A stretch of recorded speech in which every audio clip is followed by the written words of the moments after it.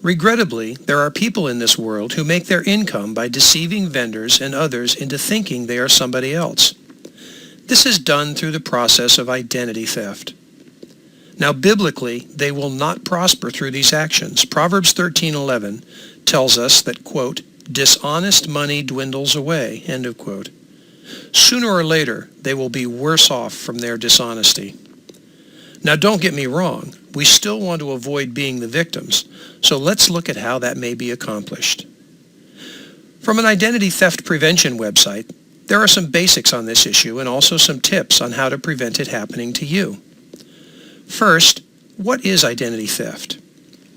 Identity theft, or identity fraud, or also known as true name fraud, is the taking of the victim's identity to obtain credit cards from banks and retailers, steal money from the victim's existing accounts, apply for loans, establish accounts with utility companies, rent an apartment, file bankruptcy, or obtain a job using the victim's name. Now, how does this happen? All that is needed is your social security number, your birth date, and other identifying information such as your address and phone number and whatever else they can find out about you. To stop ID theft, you must immediately contact the 3 major credit reporting agencies by phone and letter to put a fraud alert on your credit profile. Other steps include ask each of the 3 big credit bureaus for a copy of your credit report and go over it very closely. If you believe that your identity has been stolen, they are obligated to provide those to you free. Contact all credit grantors, which would be department stores, utility companies, credit card issuers, etc., with whom you believe your name may have been used fraudulently. Again, contact them by phone and by letter. Carefully monitor your mail and credit card bills for evidence of new fraudulent activity. This is also a first line of defense before your identity is stolen.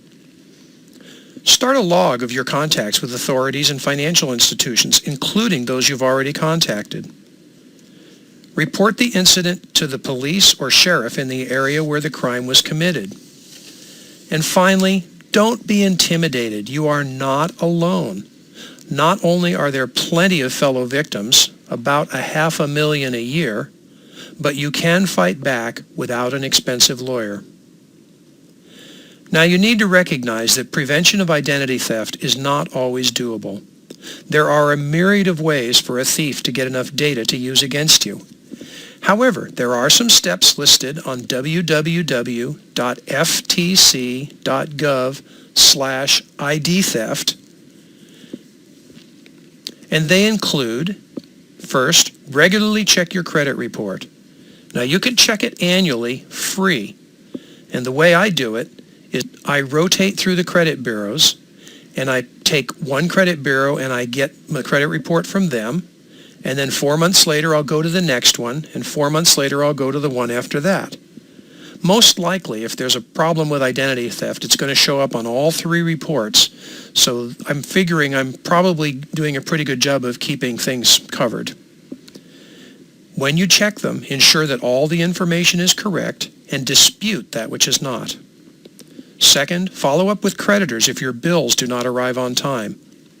A missing credit card bill could mean a stolen credit card number. The thief will change the address so that it will take time for you to find out that you've been scammed. One way to help deal with this is to go to totally online statements, where you just get an email and you go online to look at them. Third, give your social security number to someone only when it is absolutely necessary. Fourth, minimize the number of identification cards that you carry in case of loss or theft of a wallet or purse. Especially protect driver's licenses and other government ID.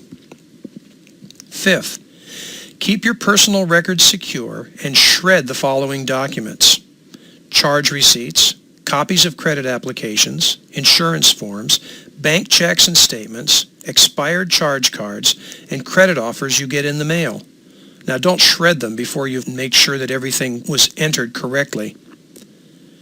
Next, if an ATM looks strange or unusual, or you have a bad feeling about it, don't use it. Try to use only the bank ATMs. If nothing else, The private ATMs usually charge exorbitant fees. Next, always opt out of information sharing or free emails. Don't give out private information to be put on a list.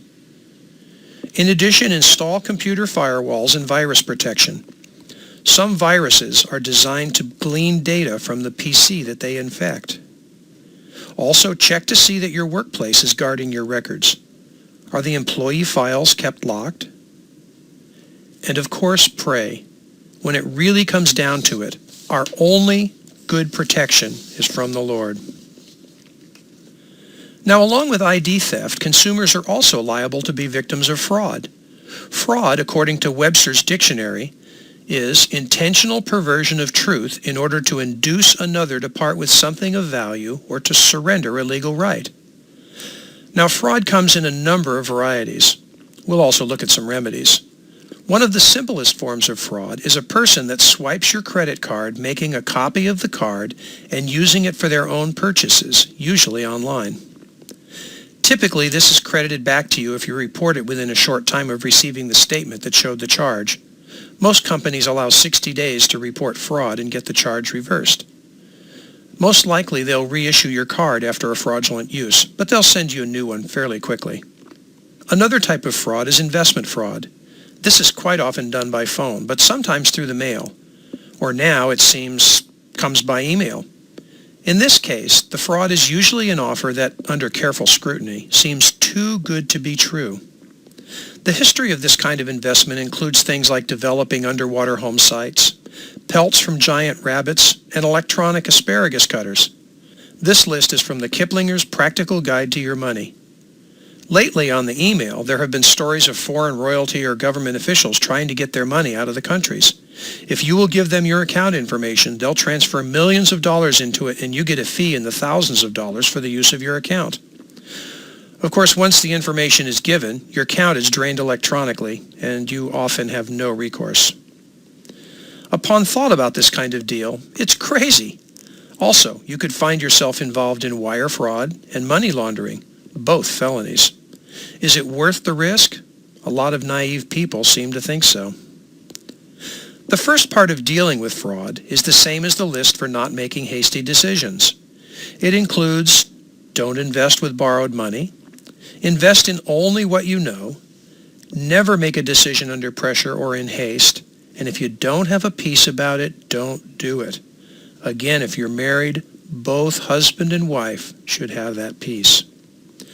Now, to that list we can add, deal only with established businesses, don't fall for inflated promises, and check out the seller before you make the transaction. Another common area of fraud is credit repair offers. There may be legitimate companies out there to help you with this, but more often than not, this is a scam. Be sure and check out the company and how they work before getting involved. Sometimes the way they deal with it is they trash your credit and then force the credit card companies to let the credit go. Be careful not to call unknown area code numbers, particularly 809 or 900. Those are designed to charge time and fees back to you at their rate, which can be exorbitant. You also should never have to send money to get a reward, recover lost money, or get an inheritance. Those are scams. Finally, the best maxim to avoid fraud is the old saying, if it sounds too good to be true, it usually is.